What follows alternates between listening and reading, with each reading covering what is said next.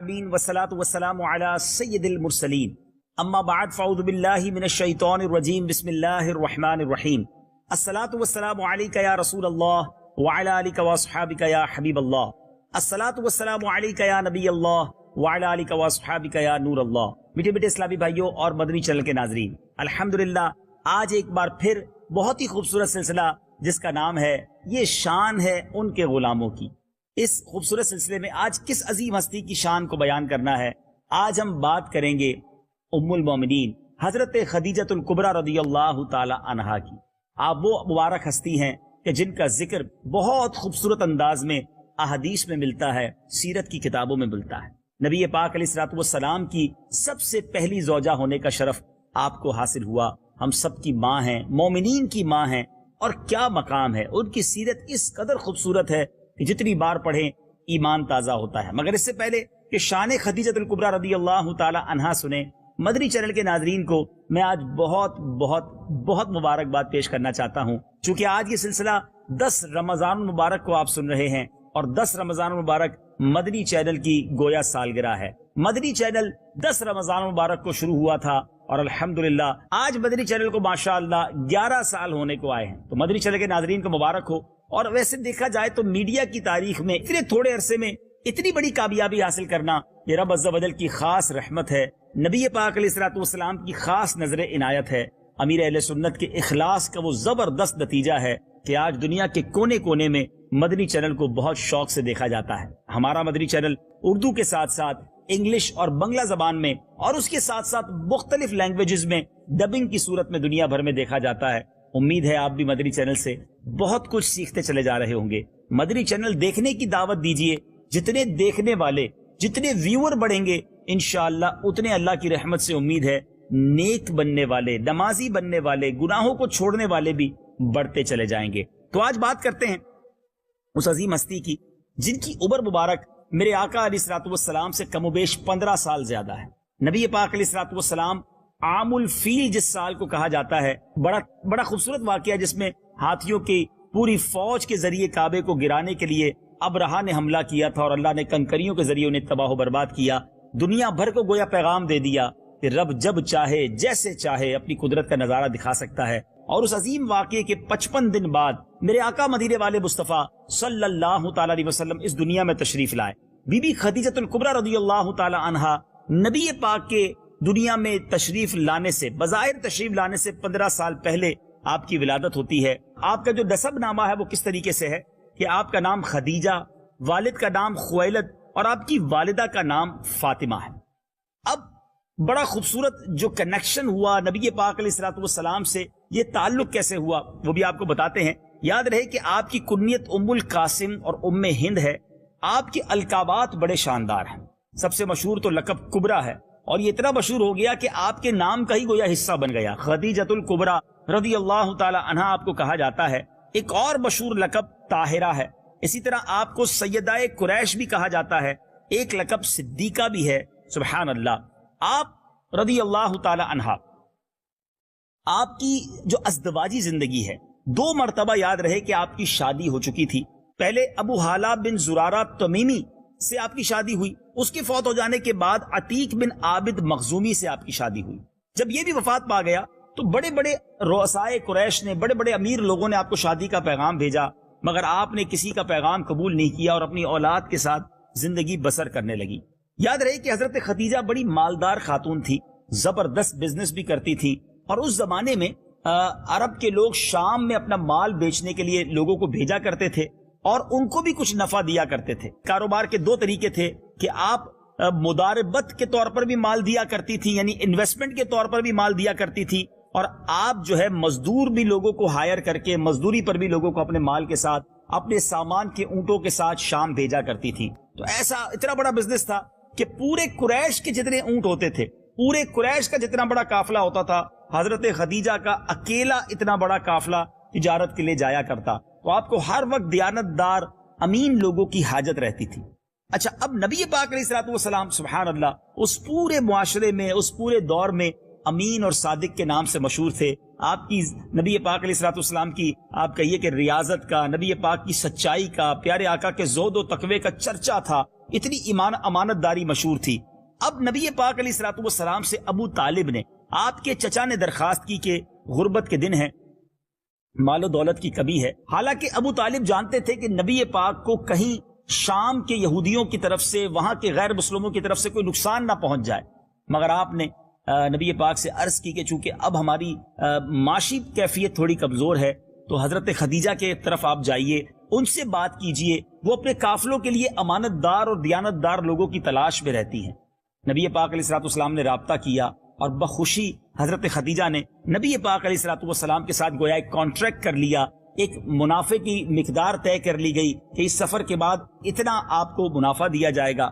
نبی پاک علیہ الصلوۃ والسلام جو ہیں اب جب روانہ ہوئے تو حضرت خدیجہ رضی اللہ تعالی عنہا نے کیا کیا کہ آپ نے اپنا ایک غلام میسرہ پیارے آقا علیہ الصلوۃ والسلام کے ساتھ کر دیا، اور یہ تاکید بھی کی کہ پیارے آقا علیہ الصلوۃ والسلام کی نافرمانی نہ کی جائے، آپ کی رائے سے اختلاف نہ کیا جائے۔ اسی طرح یاد رہے کہ یہ بھی طے ہوا کہ آپ کو میں اس کی نسبت دگنا معاوضہ دوں گی جو آپ کے قوم کے دوسروں لوگوں کو دیتی ہوں، کیونکہ آپ کی امانت، آپ کی سچائی کے بارے میں مجھے معلوم ہے۔ بہرحال یہ قافلہ تو کیا روانہ ہوا، ایک کمالات کا سلسلہ شروع ہو گیا۔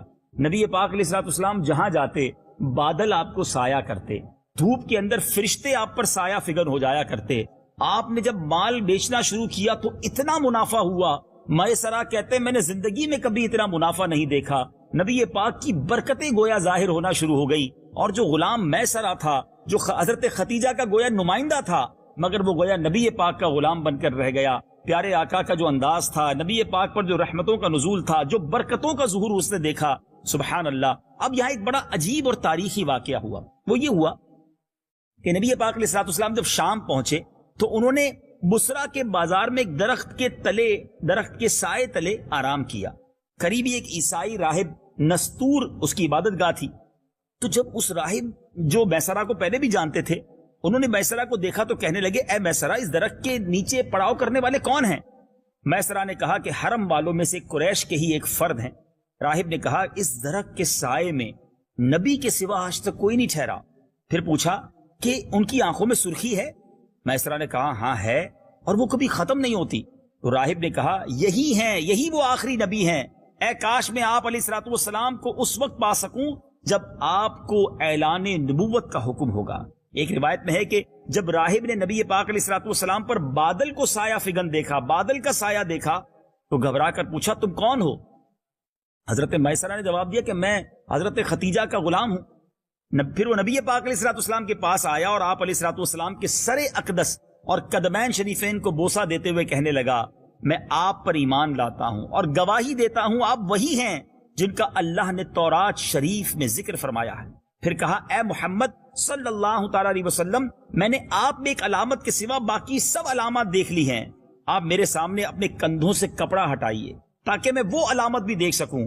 میرے آقا علیہ الصلوۃ والسلام نے جب اپنے دوش مبارک سے، اپنے پیٹھ مبارک سے کپڑا ہٹایا تو وہاں مہر نبوت جگمگا رہی تھی۔ عیسائی راہب نے جو اسے دیکھا تو بوسے دینے لگا، اور سبحان اللہ وہ کہتا ہے، میں گواہی دیتا ہوں اللہ کے سوا کوئی معبود نہیں، میں گواہی دیتا ہوں کہ آپ ہی اللہ کے وہ نبی اور رسول ہیں جن کی حضرت عیسیٰ علیہ الصلوۃ والسلام نے بشارت دی تھی۔ انہوں نے فرمایا تھا، میرے بعد اس درخت کے نیچے وہ نبی ٹھہرے گا جو امی، ہاشمی، عربی اور مکی ہیں، وہ حوض کوثر کے مالک ہیں، شفاعت کبریٰ انہی کے حصے میں آئے گی، اور بروز قیامت حمد کا جھنڈا انہی کے دست اقدس میں ہوگا۔ عیسائی راہب کا جب یہ کلام میسرہ نے سنا، وہ تو جس کو کہنا کہ شاکڈ ہو گئے، انہوں نے یہ ساری باتیں محفوظ کر لی۔ میرے میٹھے اسلامی بھائیوں، ایک بڑی ہی جس کو آپ کہیں کہ ایمان افروز بات اب میں کہنے جا رہا ہوں، اللہ کا جتنا شکر ادا کرے وہ کم ہے کہ وہ تاریخی درخت جو آج بھی موجود ہے، جو آج بھی نبی پاک علیہ الصلوۃ والسلام کے ایک ایسے کمال کا اظہار کرتا ہے، الحمدللہ اس درخت پر ہمیں حاضری کا شرف ملا، اور ہم نے صرف خود حاضری نہیں دی بلکہ مدری چینل کے ناظرین کے لیے اسے ریکارڈ بھی کیا۔ کیوں نہ آپ کو اس درخت کو دکھایا جائے۔ آج تقریباً 1450 سال گزر چکے ہیں، اس لکو دک صحرا میں جب ہم وہاں گئے مدری چینل کے ناظرین، دور دور تک کوئی درخت، کوئی جھاڑی نہیں تھی۔ صحرا کے اندر وہ درخت ہرا بھرا کھڑا رہتا ہے، اس پہ باقاعدہ پتے جھڑتے بھی ہیں، بہار میں پھر نئے پتے بھی آتے ہیں۔ بظاہر وہاں پانی کا بھی کوئی انتظام نہیں ہے، وہ درخت کیسے آباد ہے، سبحان اللہ۔ اور اس درخت کے نیچے آج بھی جانور نہیں جاتے، جانور دھوپ میں کھڑے رہتے ہیں، ادباً اس درخت کے سائے میں نہیں جاتے۔ اللہ کی رحمت سے اس درخت کے نیچے جا کر کچھ نعت خوانی کرنے کی، اذان دینے کی، نماز پڑھنے کی کچھ اسلامی بھائیوں کو سعادت ملی، دل تھام لیجئے، آئیے آپ کو وہ خوبصورت مناظر دکھاتے ہیں۔ آئے گھر روح کی ہر طے میں سمولوں تجھ کو، اے شجر تو نے تو سرکار کو دیکھا ہوگا۔ میرے آقا کا دیدار کرنے والا نبی پاک علیہ السلام کی صحبت سے ملی، اور یہی وہ جگہ تھی جہاں حضرت عیسیٰ علیہ السلام کی تشریف لائے۔ جی ہاں، حضرت عیسیٰ روح اللہ علی نبینا علیہ السلام یہاں تشریف لائے ہیں۔ ہم اس کے قرب میں جائیں گے، ہم انشاءاللہ یہ نماز بھی ادا کریں گے۔ اللہ والوں سے ہے جو وابستہ، ہے مقامات مقدسہ۔ الحمدللہ الحمدللہ۔ اب یہ قافلہ جب واپس آنے لگا تو حضرت میسرہ نبی پاک سے عرض کرتے ہیں کہ حضور آپ ایسا کریں کہ آپ پہلے چلے جائیں اور حضرت ختیجہ کو جا کر خود بتائیں کہ کتنا بازار میں، کتنا اس کاروبار میں نفع ہوا ہے، ان کو خوشخبری دیجئے۔ نبی پاک جب جانے لگے، حضرت خدیجہ اپنے گھر کی چھت پر کچھ خواتین کے ساتھ بیٹھی تھی۔ دور سے جب نبی پاک علیہ السلام کو آتے دیکھا تو وہ دیکھ کر حیران رہ گئیں کہ نبی پاک کے سر اقدس پر گویا فرشتے سایہ فگن ہیں، آپ پر سایہ ہو رہا ہے۔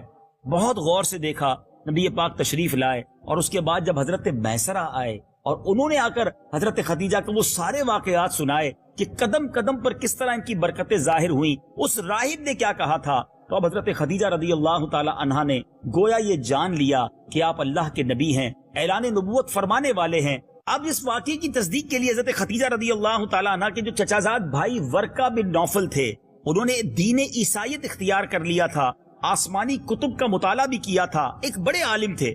حضرت خدیجہ نے جب فرشتوں کا نبی پاک علیہ السلام پر سایہ کرنا، نستور، راہب اور دیگر واقعات کا تذکرہ کیا تو ورقہ بن نوفل وہ کہنے لگے کہ بے شک اے خدیجہ اگر یہ سچ ہے تو بے شک محمد صلی اللہ تعالی علیہ وسلم اس امت کے نبی ہیں۔ میں پہچان گیا ہوں کہ آپ اس امت کے وہی نبی ہیں جن کا انتظار کیا جا رہا تھا، یہ آپ ہی کا زمانہ ہے۔ اب دل مزید نبی پاک علیہ السلام کی طرف مائل ہو گیا۔ وہ حضرت خدیجہ جن کو بڑے بڑے رؤسا، بڑے بڑے قبیلے کے سربراہوں نے نکاح کی پیشکش کی تھی، آپ نے کسی کا رشتہ قبول نہیں کیا، اب نبی پاک علیہ السلام کی نکاح میں آ جاتی ہیں، اپنے لیے سعادت سمجھتی ہیں۔ اے میرے میٹھے اسلامی بھائیوں، یہاں ایک بات بڑی سیکھنے والی ہے۔ سرور کائنات میرے آقا علیہ السلام کا پہلا نکاح جو ہوتا ہے وہ ایک ایسی خاتون سے ہوتا ہے جو شادی شدہ ہیں، نبی پاک سے عمر مبارک میں بھی زیادہ ہیں، مگر پیارے آقا علیہ السلام نے اس نکاح کو کر کے بہت ساروں کے لیے ایک زبردست لیسن بھی دیا ہے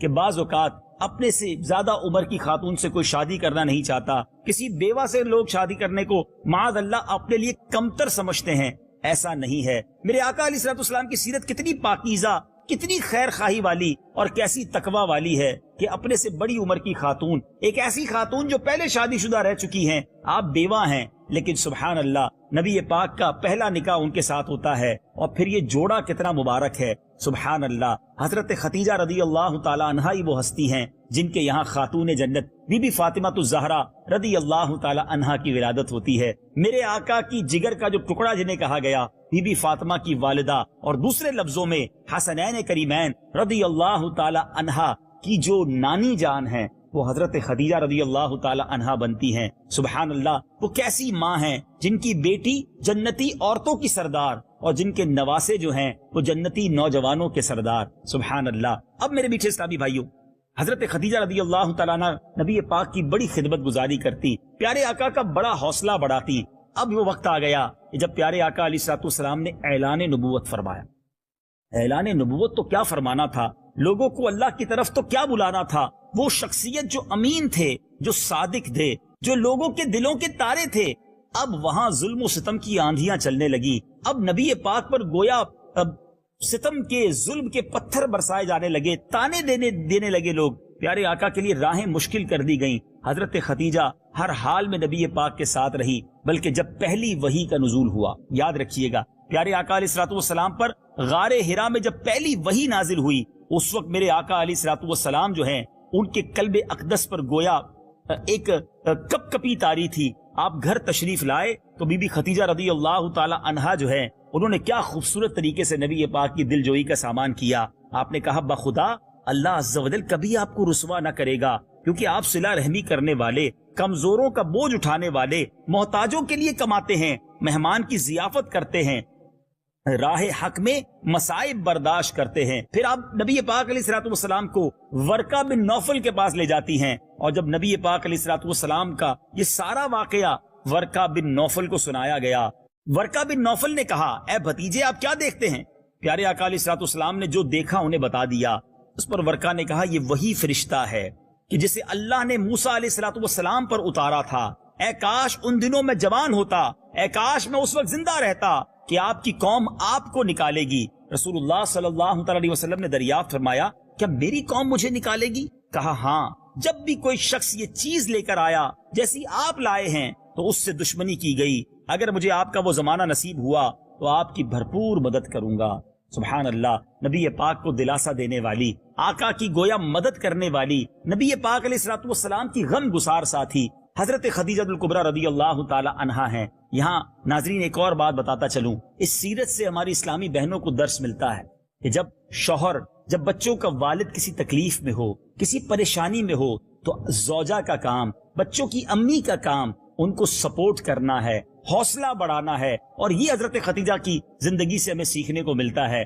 آج بعض اوقات ایسا ہوتا ہے کہ اگر گھر کا مرد جو ہے کسی تکلیف میں ہے تو عورت ساتھ دینے کی بجائے الٹا اسے تانے دیتی ہے کہ تم نے کیا ہی کیا ہے، تم نے ہمارے لیے آج تک بنایا ہی کیا ہے، اتنی مشکل میں ہو آپ ہمارے لیے لاتے ہی کیا ہو۔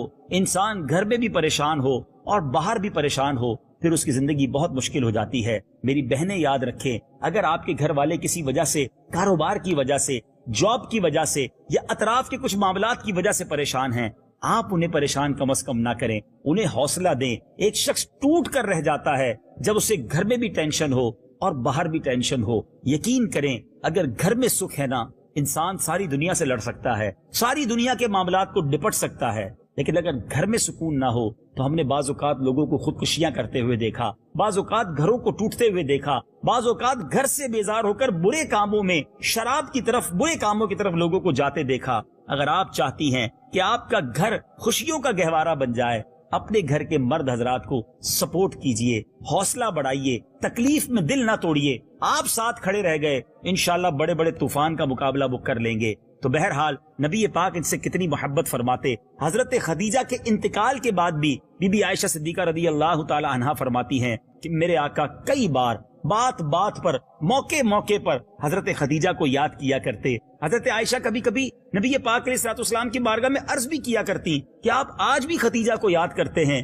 پیارے آقا فرماتے، ہاں وہ میرے غم میں ساتھ دینے والی تھی، میری مشکل میں مدد کرنے والی تھی۔ گویا حضرت خدیجہ کی تعریف کیا کرتے، بلکہ اتنی محبت تھی کہ حضرت خدیجہ رضی اللہ تعالی عنہا کے انتقال کے بعد بھی نبی پاک ان کی سہیلیوں کو تحفہ بھجوایا کرتے۔ یہاں یہ بھی پتا چلا کہ اگر کوئی مرحوم دنیا سے چلا گیا ہے، کسی کی ماں، کسی کے والد کا اگر انتقال ہو گیا ہے، تو اب اس کے دوستوں کے ساتھ اچھا برتاؤ جو ہے وہ اس کی روح کی تسکین کا باعث بنتا ہے۔ بہرحال حضرت خدیجہ الکبریٰ رضی اللہ تعالی عنہا ام المومنین، مومنین کی ماں، ان کا مزار اقدس مکہ مکرمہ میں جنت المعالی میں موجود ہے۔ جب مکہ شریف جائیں وہاں ضرور حاضری دیں۔ اللہ کریم سے دعا ہے رب کریم حضرت خدیجہ الکبریٰ رضی اللہ تعالی عنہا کے مزار پر انوار پر کروڑوں رحمتوں کی